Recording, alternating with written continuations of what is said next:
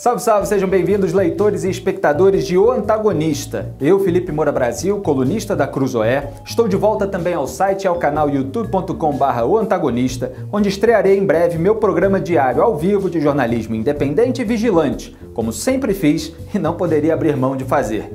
Enquanto preparamos tudo, vou publicando aqui meus vídeos com análises dos assuntos mais urgentes do debate público, com frequência dispersos, fragmentados e distorcidos na internet, em meio a tretas políticas e ideológicas sem fim. Por exemplo, a tensão entre o governo Bolsonaro e o Congresso Nacional em torno do orçamento impositivo, que tem votação prevista para esta primeira semana pós-carnaval e que rendeu até convocação de manifestação bolsonarista para o dia 15 de março. Antes de qualquer conclusão, convém entender o caso desde a sua raiz. O orçamento é discutido no âmbito da Lei de Diretrizes Orçamentárias, LDO, que estabelece quais serão as metas e prioridades para o ano seguinte. Ela fixa o montante de recursos que o governo pretende economizar, traça regras, vedações e limites para as despesas dos poderes, autoriza o aumento das despesas com pessoal, regulamenta as transferências a entes públicos e privados, disciplina o equilíbrio entre as receitas e as despesas e indica prioridades para os financiamentos pelos bancos públicos. O senador gaúcho Alessandro Vieira, do Partido Cidadania e do movimento Muda Senado, apresentou um breve histórico sobre a origem do orçamento impositivo. O orçamento é aprovado a cada ano para execução no ano seguinte. Partindo de uma proposta do Executivo, o Legislativo faz uma análise através de uma comissão mista que reúne senadores e deputados federais, com muitas discussões, com muitos debates, para firmar uma peça orçamentária, onde vai o dinheiro público que sai do seu imposto, detalhadamente. No Brasil, historicamente, isso foi uma peça de ficção, ou seja, o Congresso aprovava um orçamento e o Executivo literalmente não executava. Através do famoso contingenciamento, você tinha a retenção de verbas. O Congresso aprovava, por exemplo, verbas para uma obra pública e essa obra não era realizada porque o Executivo fazia outras opções.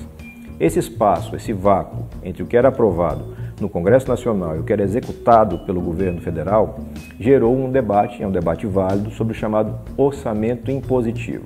O que funciona no orçamento impositivo, que já acontece em vários países? Tudo aquilo que é aprovado pelo Congresso é religiosamente executado pelo Poder Executivo, pelo governo federal. Essa obrigatoriedade do governo de executar o orçamento aprovado pelo Congresso já acontece no Brasil desde 2016 em relação às emendas individuais dos parlamentares, que são as verbas liberadas para que cada deputado ou senador invista na região do país que o elegeu. O argumento é que dar esse poder aos parlamentares significa alocar de forma mais eficiente os recursos do orçamento, pois deputados e senadores, em tese, conhecem muito melhor a realidade de seus estados que o governo federal, que não consegue dar conta das múltiplas demandas pelo país. Então, cada parlamentar tem garantida uma cota individual de pouco mais de 15 milhões de reais para destinar, por exemplo, a obras de infraestrutura que têm visibilidade, como pavimentação de ruas e recuperação de praças. Obviamente, trata-se de um capital eleitoral, porque ficar bem na fita em seu reduto pode render votos para a reeleição. O mesmo mecanismo impositivo também foi aprovado em 2019 para o caso das chamadas emendas de bancada, que o governo não poderá deixar de executar ao longo do ano fiscal de 2020. Elas são o resultado da reunião de parlamentares em grupos do mesmo estado com o alegado objetivo de atender interesses estaduais por meio de obras e serviços de caráter mais estruturante, em setores específicos como saúde, segurança pública e educação.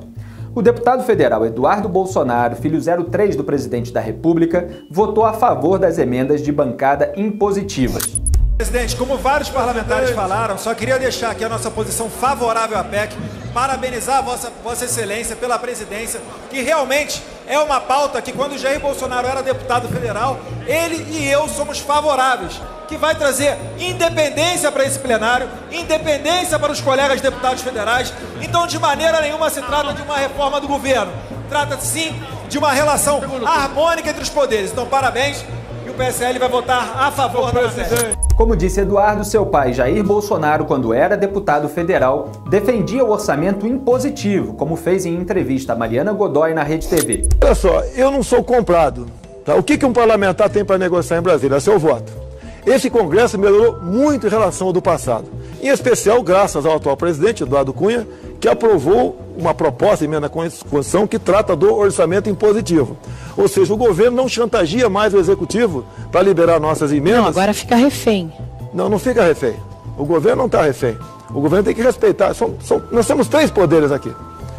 Inclusive, no meu entender, talvez, com toda certeza, Executivo, Legislativo, Judiciário, são os 3 poderes. Voto comprado não é reflexo ou sinônimo de democracia. Você pode ver, enquanto a Petrobras estava sendo assaltada no governo Dilma Rousseff, tudo que ela queria era aprovado dentro da Câmara. Enquanto havia o mensalão no governo Lula, tudo era aprovado dentro da Câmara. Agora acabou. Simplesmente, tá certo? Lógico, há o temor também de envolvimento nessas questões de jovens parlamentares, mas eu acredito na maioria dos parlamentares que estão lá, e graças ao episódio do orçamento impositivo. Esse Congresso, o Ulisses Guimarães dizia, né? Quando alguém critica o Congresso, né? Espere o próximo, ia ser pior. O Ulisses Guimarães, nessa, né? Está no fundo do mar, respeitosamente, na Baía de Angra, faleceu, não acharam o corpo dele, mas nessa vez ele perdeu. O Congresso está muito bem. O caráter impositivo das emendas parlamentares e de bancada foi bastante discutido, inclusive em comissões mistas de orçamento, chamadas de CMO, e não rende mais grande polêmica. O ponto agora é outro. O senador Alessandro Vieira responde onde está a polêmica que tem motivado tanto debate no Brasil. Numa mudança que foi feita sem discussão na CMO e em votação em globo, no último dia de votação do ano legislativo de 19, quando se aprovou uma emenda que foi apresentada por algumas lideranças partidárias da Câmara dos Deputados, que foi aceita pelo relator do orçamento, o deputado federal Cacá Leão, sem nenhum tipo de debate maior, e que passou. Quando o governo percebeu, tinha se transformado também em emenda impositiva, ou seja, tem que ser executada compulsoriamente pelo governo, as emendas chamadas emendas do relator. Um deputado federal, neste ano que vem será um senador da República, que não foi votado para ter essa função, o cidadão não sabe que ele vai ter essa função e que passa a ter um controle orçamentário imenso. Para vocês terem uma ideia de magnitude, somando todos os valores das emendas individuais, dos parlamentares, deputados federais, senadores, das bancadas estaduais, você vai ter aproximadamente a metade daquilo que está disponível para o relator do orçamento. O relator do orçamento, pela legislação que foi aprovada, passa a ter um controle orçamentário em determinados ministérios maior do que o do ministro. Isso acontece na agricultura, isso acontece na justiça e segurança pública, acontece na cidadania, só para dar exemplo. Você vai ter uma distorção na execução orçamentária, porque você passa o controle do fluxo de caixa para quem não foi eleito para isso, para quem não foi votado para isso. Isso é muito perigoso para você ter uma gestão eficiente. Devidamente orientado pelo Ministério da Economia, o governo Bolsonaro veta esse dispositivo. É o famoso veto 52. O veto que está gerando tanto debate, tanta confusão nesse início de ano legislativo.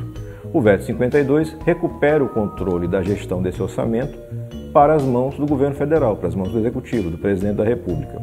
Ele não afeta as emendas impositivas de bancada, ele não afeta as emendas impositivas individuais. Isso continua valendo normalmente. O que ele faz é retirar esse controle artificial que foi criado para a mão do relator, sem nenhum tipo de votação ou debate adequado sobre isso. Resultado: foi marcada inicialmente para esta terça-feira, 3 de março, uma sessão do Congresso de análise dos vetos de Jair Bolsonaro à lei orçamentária.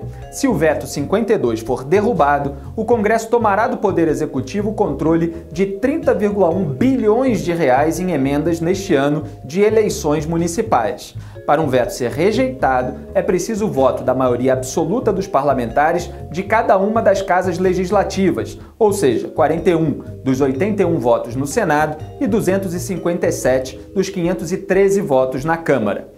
Parlamentares como o senador Alessandro Vieira e a deputada estadual do PSL de São Paulo e coautora do pedido de impeachment de Dilma Rousseff, Janaína Pascoal, criticaram o que consideraram um despertar tardio dos bolsonaristas para o risco de o governo perder o controle do orçamento para o Congresso. É importante você observar que no começo do ano legislativo se tentou fazer a derrubada desse veto. Na votação que aconteceu no dia 12 de fevereiro, e você tem ao lado aqui as imagens que mostram exatamente como aconteceu. E é importante, neste ponto da nossa conversa, você atentar para o seguinte: tem muito valente na internet, muita gente que gosta de polêmica, de postagens histriônicas, violentas, agressivas, mas só nas redes sociais. Na hora do debate de verdade, na hora do trabalho na comissão, na hora de encarar aquilo que é importante para mudar o Brasil, essas pessoas ficam caladas, não se manifestam. Você não escuta uma palavra. Quem conseguiu fazer o bloqueio dessa derrubada dos vetos foram justamente os independentes. Independentes que naquela ocasião, no Senado, eram representados pelo movimento suprapartidário Muda Senado e na Câmara pelos partidos Novo, Cidadania e Podemos. Esse grupo, que é independente com relação ao governo, ou seja, não é oposição, não é situação, foi quem conseguiu segurar a bronca toda de quem queria sequestrar uma parte muito grande do orçamento e tinha tudo na mão com a concordância dos dois presidentes das casas, Davi Alcolumbre e Rodrigo Maia. O que aconteceu em seguida foi mais uma demonstração da desorganização do governo. Primeiro de tudo, o presidente da República, o cara que tem a maior responsabilidade nesse país, ficou calado. Ninguém ouviu uma palavra de Jair Bolsonaro condenando ou elogiando o acordão que transferiu o controle do orçamento das mãos dos ministros do presidente para o relator do orçamento. Ele não falou nada sobre isso. Segundo, uma parte do governo, comandada ali pelo ministro General Ramos e pelos líderes do governo no Congresso Nacional, articularam um acordo, uma nova partilha dos recursos públicos. Detalhe, quando Vieira se refere aos líderes do governo, convém lembrar que são também os dois membros do Centrão que Bolsonaro escolheu para essas funções no Congresso, os MDBistas Eduardo Gomes e Fernando Bezerra Coelho. De novo, não chamaram você para saber o que estava acontecendo, nem para escolher o que deveria ser feito. Fizeram um acordão ali nas paredes fechadas e tentaram implementar essa votação na semana seguinte. Novamente não tiveram sucesso por conta da resistência dos independentes, cada vez mais ampliada por outros parlamentares que estão percebendo a dificuldade que vai ter para a gestão pública. Mas o pior vem em seguida. Uma outra parte do governo, veja, a gente está falando do mesmo governo, 3 ações diferentes. Um fica calado, um faz acordão com o grupo que critica, e esse terceiro, aí capitaneado pelo ministro General Heleno, faz uma crítica assodada ao Congresso Nacional, apontando o Congresso como chantagista e faz um chamamento público ao enfrentamento. O senador se refere à declaração do general Augusto Heleno, captada pela imprensa, que desencadeou a convocação da manifestação por grupos bolsonaristas. Abro aspas, nós não podemos aceitar esses caras chantagearem a gente o tempo todo. Foda-se, fecho aspas. A cereja do bolo desse processo todo de desgaste da democracia é a postagem num grupo de WhatsApp pelo próprio presidente da República de um vídeo de convocação para esse tipo de ato, um ato contra o Congresso Nacional. O senador se refere à informação revelada pela jornalista Vera Magalhães de que Jair Bolsonaro enviou a aliados vídeos de convocação para o ato do dia 15. Depois, o presidente, em sua live semanal, disse uma mentira sobre o ano dos vídeos, alegando que se tratava de 2015, quando na verdade eles traziam também imagens da facada que Bolsonaro sofreu em 2018 e de sua posse em 2019, como comprovou a jornalista em seguida no Twitter, exibindo cada vídeo e os prints das mensagens que obteve. Qual é o grande problema desse tipo de postagem? Não tem problema nenhum em fazer manifestação. O bom de você viver na democracia é que você pode se manifestar contra ou a favor de qualquer coisa, e faz parte do jogo, não tem problema nenhum. O problema está no governo desinformar deliberadamente o cidadão. Passar uma mensagem que não é verdadeira de que ele não faz parte desse jogo. Como eu mostrei lá atrás, ele faz parte do jogo sim. Os seus ministros, os seus líderes participam diariamente das negociações. O ministro General Ramos foi taxativo em dizer que nunca fechou nada, nenhum acordo, sem a anuência expressa do presidente da República. Para aumentar essa percepção de que eles fazem parte desse jogo, como devem fazer, é natural que façam, o presidente tem 2 filhos eleitos para o Legislativo, um deputado federal e um senador da República. Então não faltam para ele canais oficiais e extraoficiais para ter as informações e para interferir no processo. Na hora do debate, na hora em que você está construindo o formato das soluções, apresentando alternativas, fazendo restrições, fazendo críticas. Nenhum desses atores se manifestou. O filho 01 e o filho 03, em todos esses processos mais relevantes, durante o ano 2019 e durante o ano de 2020, ficaram calados, anuindo tacitamente com tudo aquilo que era acordado. E você que está em casa recebendo esse bombardeio de informações pelas redes sociais, fica com a impressão de que nós temos um presidente que é vítima de um sistema e que não faz parte dele, e que existe um bando de vilões, de bandidos, do outro lado da Praça da República, tentando tomar conta do país. Esse debate aqui não existiria na ditadura. As manifestações de rua não existiriam na ditadura. Nada disso interessa ao Brasil de verdade. A gente tem que avançar, e só avança com você bem informado. Não dá para engolir. São parlamentares que têm poder, senhor presidente. Parlamentar tem poder de pedir verificação de votação, de obstruir, no limite de fazer o que eu já fiz aqui várias vezes, sair gritando. Como é que vai ser simulado, vai ser presumido e eu não vou me manifestar? Aliás, nós somos eleitos para isso, Então, o que não está descendo na minha garganta é que os mesmos parlamentares que estão aí nas redes, entendeu? Chamando o povo, pedindo para fazer vaquinha, para armar bonecão na frente do Congresso, para alugar caminhão, são os parlamentares eleitos que poderiam, no exercício digno, legítimo do seu mandato, terem votado contra esse orçamento impositivo absurdo que foi aprovado.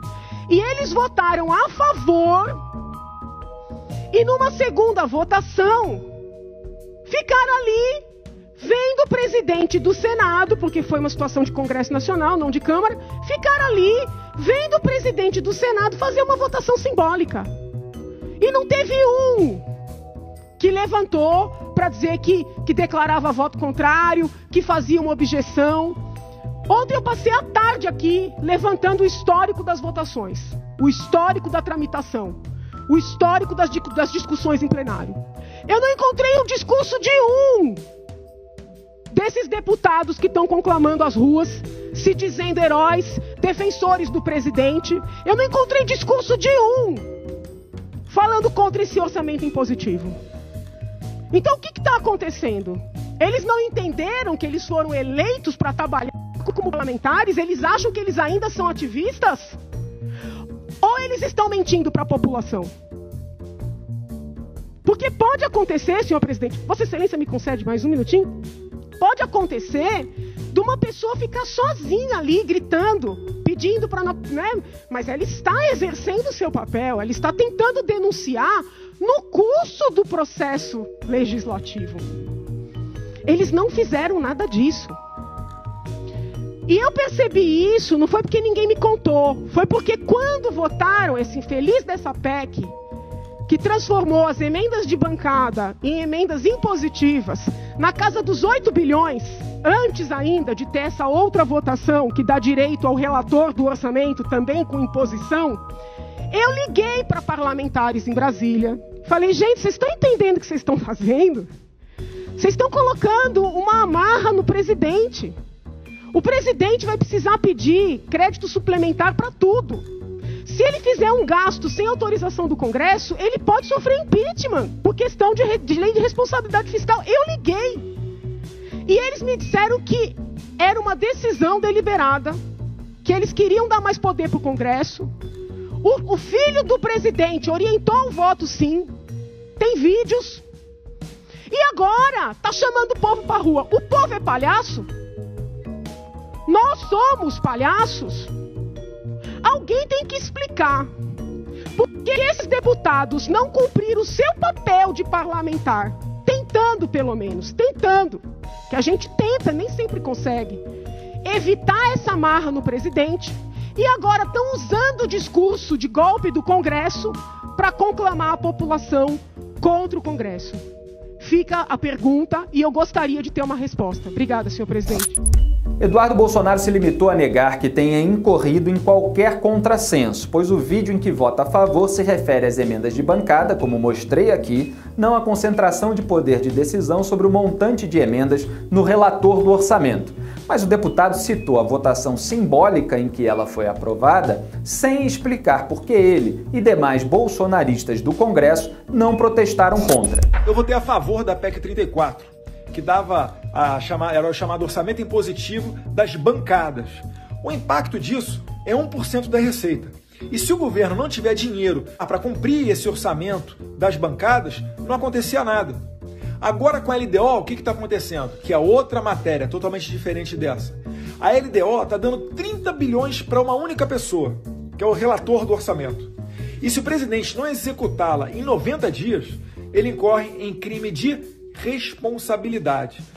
Vale lembrar que essa votação foi simbólica e o PSL votou da mesma maneira que o governo. E outra coisa, quando você tem as emendas chamadas impositivas de bancada, você dá mais liberdade para que o deputado vote de a favor das suas convicções. Nós sempre fomos muito críticos de práticas passadas de outro presidente que pressionavam os parlamentares a votar de acordo com o presidente, porque caso contrário, eles não teriam as suas emendas liberadas. Janaína Pascoal explicou no Twitter que a votação só é simbólica quando ninguém se opõe, em especial os líderes. afirmou que já arrumou várias brigas na ALESP, Assembleia Legislativa do Estado de São Paulo, para evitar votação simbólica, aquela em que o presidente da sessão diz: senhoras deputadas e senhores deputados, aqueles que estiverem de acordo, fiquem como estão. Para ela, não tem sentido deixar matéria tão definitiva para o governo ser votada de forma simbólica, sem ao menos tentar influenciar no resultado com algo básico, o voto do parlamentar. Não é adequado dizer: deixamos um projeto ruim passar, pois sabíamos que seria vetado. Como assim? Então estão lá ou deveriam estar para quê? Entendam, eu não estou contra ninguém, só quero que esse pessoal pare de viajar tanto e fique atento ao processo legislativo. Não é justo que cruzem os braços e depois gritem golpe. Simples assim.